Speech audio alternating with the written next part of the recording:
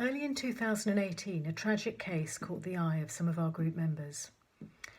An adopted boy had taken his own life just short of his 18th birthday. He had been living in foster care since the age of 10 under Section 20. What emerged from the inquiry into the case was a fractious relationship between the boy's adoptive parents and the professionals involved. These parents had been anxious to see their child get the support he needed, and this desire to see him supported had pushed them into conflict with the local authority. The case struck a chord with so many of us. In too many cases, our children must go back into care because we have no choice. As the Selwyn report has pointed out, we must use Section 20 and make our children looked after, just to get a respite break. Going back into care means the immediate risk of harm, usually to family members, is averted. The downside is that being separated from us is incredibly distressing and destabilising for our children, who can be pushed into defensive coping strategies. When children from permanence placements must re-enter care in this way, it is called a disruption. It is extremely hard on all involved, and the term is problematic for families because the love is still there and the family has not ended. As parents and guardians, we would always wish to minimise any distress experienced by our children. We don't want support and intervention to come between us and our children or get in the way of our relationships with them. Unfortunately, this is exactly what can happen, and suicide attempts are common in our experience when our children re-enter care. So are fractious relationships with local authorities when we try to get our children the help they so clearly need. Cases like this often end up in the courts.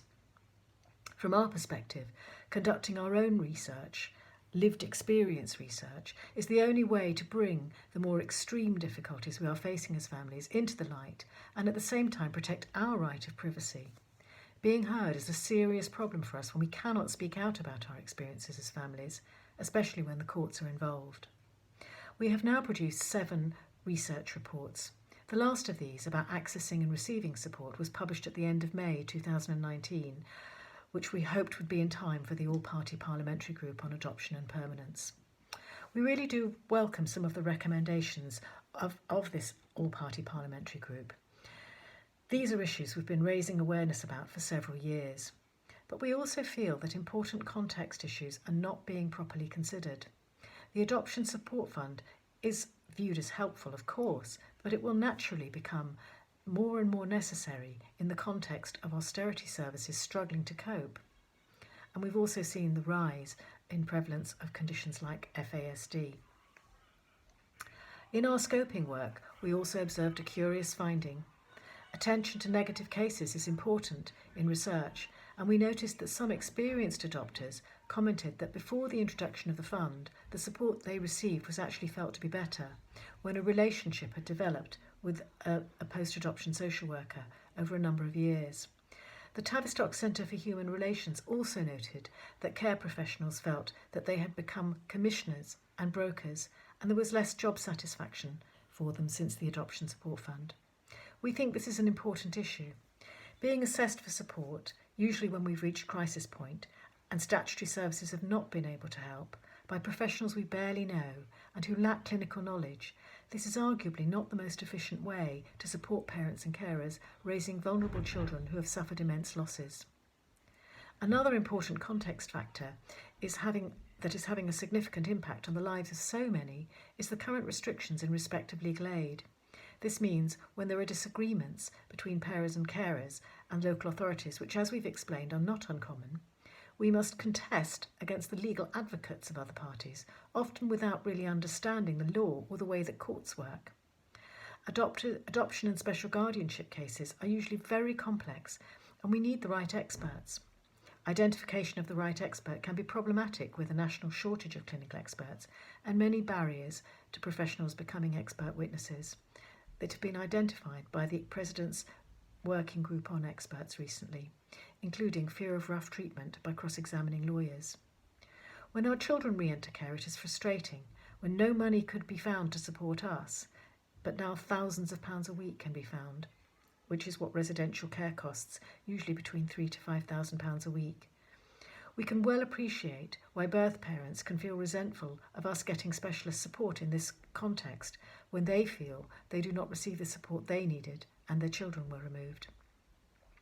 Unfortunately, if other parties do eventually back down in court proceedings, then there is no judgment to publish, and without judgment there is no possibility of learning from cases. The local authority and social care ombudsman also won't investigate if a case has gone to court. Yet the remit of court proceedings is fundamentally too narrow to consider many important aspects of our complex cases. The result is that our children are